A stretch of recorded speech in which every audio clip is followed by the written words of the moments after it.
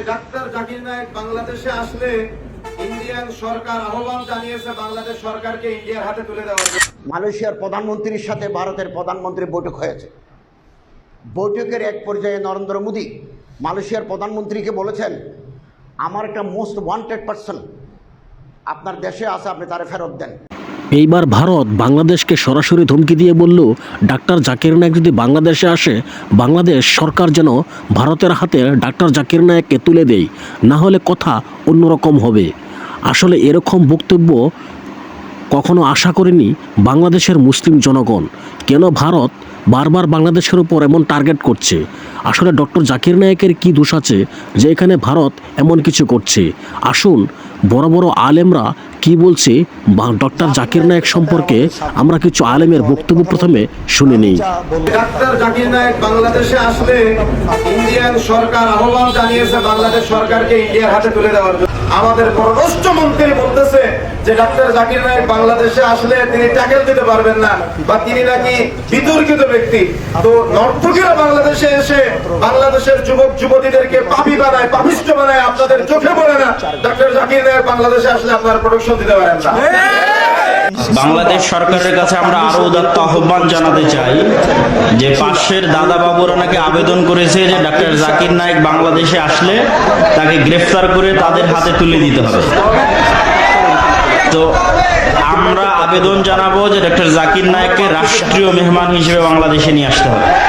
মালয়েশিয়ার প্রধানমন্ত্রীর সাথে ভারতের প্রধানমন্ত্রীর বৈঠক হয়েছে। তবে পরিস্থিতি খুব জটিল। বৈঠকের এক পর্যায়ে নরেন্দ্র মোদী মালয়েশিয়ার প্রধানমন্ত্রীকে বলেছেন, আমার একটা মোস্ট ওয়ান্টেড পারসন খুবই ইচ্ছুক আপনার দেশে আছে, আপনি তারে ফেরত দেন, আমি তারে বিচারের মুখোমুখি করব। ঢাকায় আসার তার আমাদের ঈমান, জীবনে একটা ঘাটতি হয়ে আছে। আমাদের উখুওয়াত, দেশের জন্য তিনি বললেন, আমাদের বারাদরি রবি সংকট পানি হয়ে গেল দুনিয়ায়। সংকট তার হাত খুব বড়। এক ব্যক্তিকে একটা প্রেসিডেন্ট প্রধানমন্ত্রী বলে যে আপনি ফেরত দেন, তার মানে জজ কোচ হাইকোর্ট তারা এখন ভারতে ওনার নাগরিকত্ব নাই, মানে হিন্দুদের ওনার সমস্ত সম্পত্তি বাজেয়াপ্ত। ওনার মালয়েশিয়ার কোনো কথা বলতে পারবেন না, রেডিওতে, টেলিভিশনে, জনসভায়, সেমিনারে কোনো কথা বলা যাবে না, কেবল ঘরের ভিতরে থাকবেন, খাবেন। বক্তব্যে বলেছিলেন বেরও করে দিতে পারে, তার আরপি বাতিল হয়ে যেতে পারে। কানাডায় ওনারা ভিসা দিচ্ছে না, তারপরে ইংল্যান্ড ভিসা দিচ্ছে না, তা খুব একটা স্বচ্ছ হলো না, যা বললেন। সৌদি আরব থেকে বের করে দিয়েছে। আমি বললাম যে দুবাইতে ওনার পিস টিভির স্টুডিও আছে, আপনার দুবাইতে ওনার স্থাপনা আছে, ওখান থেকে ওনারা বের করে দিয়েছে। কি কারণ? ইসলাম অনুকূলে নয় আমরা বলছি। কারণটা কি? উনি আহলে হাদিস, প্রতিকূলে তিনি যা উত্তর দিলেন। উনি ইহুদির এজেন্ট, যা দিলেন। উনি খ্রিস্টানের দালাল, থাকে বিভিন্ন ধর্মের, উনি জঙ্গি, এরকম কিছু বললেন। উনি টাই পড়েন, শার্ট গায়ে দেন। এরপরে আমি বললাম, আপনার এগুলো হচ্ছে স্থূল কথা। আরেকটা জিজ্ঞাসা করলাম, যাদের দিমাগ মোটা তারা একথা বলে থাকে মাত্র। কেন জাকির নায়েক সারা বিশ্বের জন্য আজকে চ্যালেঞ্জ হলো? কেন? পিছনে অন্য কারণ আছে। মানুষের এই কারণের পিছনে কেউ নাই। বড় বড় কিতাব লিখেছি, ইহুদির দালাল জাকির নায়েক, এই সমস্ত কথা আমরা বলেছি। তাকওয়া যেখানে কতজন হক কথা বলার লোক নাই, তাকওয়াকে সামনে রেখে কাজ করতে হবে, এটা জাকির নায়েক। তারপর আমি বললাম, তাকাবুলে আদিয়ানের মাহের, স্কুল যেটা বোম্বাই, স্কলার অন কি ব্যাপার, comparative study of religion, Bangladesh বিভিন্ন ধর্মের উপরে তার পড়াশোনা আছে, যেটা আমার নাই, আপনার নাই। যেটা কঠিন। হিন্দু ধর্মের ভিতরে কি আছে, মনুতে কি আছে, শ্রীমদ্ ভগবতে কি আছে, রামায়ণের ভিতরে কি আছে, কোন পৃষ্ঠায় কি আছে, জিজ্ঞাসা করেছিলাম। গসপেল, আমরা যারা ছিলাম, তালমুড, নিউ টেস্টামেন্ট, ওল্ড টেস্টামেন্টে কি আছে উনি জানেন। কোরআন শরীফের উপরে ওনার একটা অবুর আছে, সাধারণ মানুষ হাদিসে নববীর ভিতরে ওনার একটা দখল আছে। মনে হলো যে আমার থেকে উনি যদিও বা বাকায়দা আলেম নন, এরকম মাদ্রাসায় পড়ে, কোন সনদ ইয়াফতা নন, কিন্তু পড়াশোনা আছে, এত ভদ্র মানুষ, কিন্তু উনি ফকি নন, ঢুকেই মুফতি নন, মানে উনি ডাক্তার, জায়গাতে ছিল না, ইংরেজি শিক্ষিত লোক, কিন্তু এই ফিল্ডে উনি মেহনত করেছেন। ঠিক জায়গাতে নিয়ে উনি যখন বক্তৃতা দেন ইসলামের উপরে, আমরা গায়রে মুসলিমদের 30টা অভিযোগ আছে, থেকে 2 ঘন্টা মনে হয় এই অভিযোগে 30টার বেশি নয়, উনি 30টার জবাব আছে ওনার। মানুষ মনে হলো। ফলে উনি যখন কোথাও কোনো বক্তৃতা করেন, কেউ এতারাজগুলো তুলে ধরে তিফলি মক্তবের মধ্যে তিনি জবাব দেন। খিদমত কবুল করুক। মক্তবের বাচ্চাদের যেভাবে মানুষ শিখায়, এভাবে তিনি জবাব দেন। এবং তিনি সর্বশেষ ভারতের গভর্নমেন্ট খেপে যাওয়ার কারণ হচ্ছে, এখন তো হিন্দুত্ববাদী সরকার, ভারত এখন নতুন সংবিধানের সংশোধন করে বলা হয়েছে, পৃথিবীর কোনো দেশের কোনো হিন্দু যদি নির্যাতিত হয়, এই নির্যাতনের যদি দলিল থাকে, ভারত তাকে নাগরিকত্ব দেবে। নাগরিক পৃথিবীর যে কোনো জায়গায় কোনো হিন্দু যদি অত্যাচারিত হয়, এটা যে ডকুমেন্ট থাকে, তাহলে ভারত তাকে নাগরিকত্ব দেবে। এই জাকির নায়েক সাহেব বলছেন হিন্দু ধর্ম বিকৃত হয়ে গেছে, হিন্দু ধর্মের মূর্তি পূজা নাই, কোথায় আছে দেখাও। এটা বলার কারণে তারা মনে করলো হিন্দু ধর্মের গোড়া তো শেষ হয়ে গেল।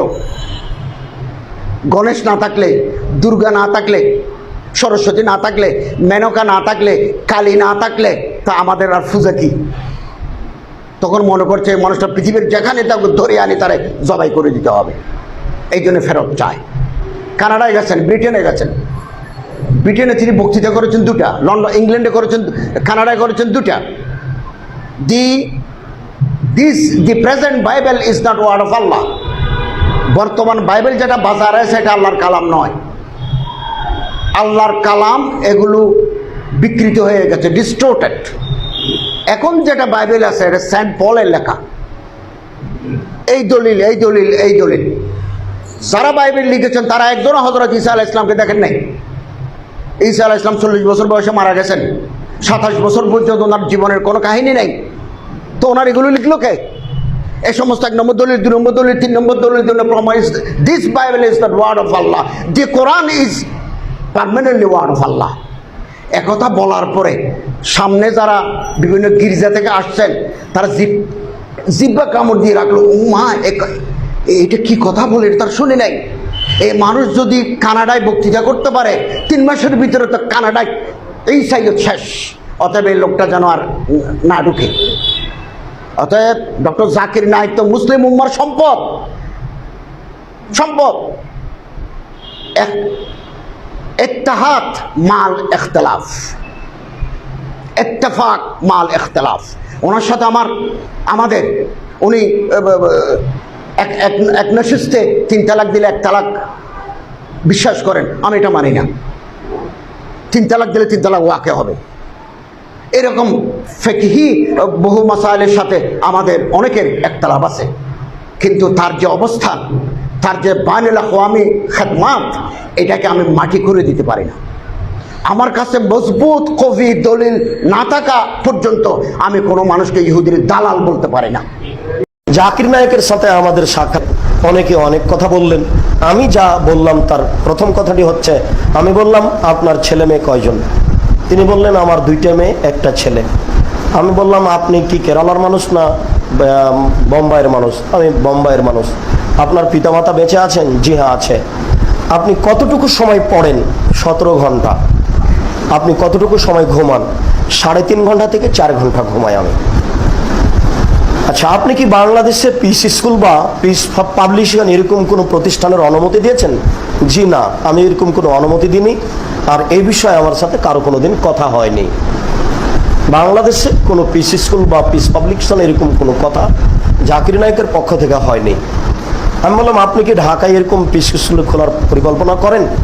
অনেকদিন আগেই করেছিলাম, এখনো নিয়ত আছে, তবে পরিস্থিতি খুব জটিল। আচ্ছা, আপনি কি বাংলাদেশে প্রোগ্রামের জন্য যেতে ইচ্ছুক?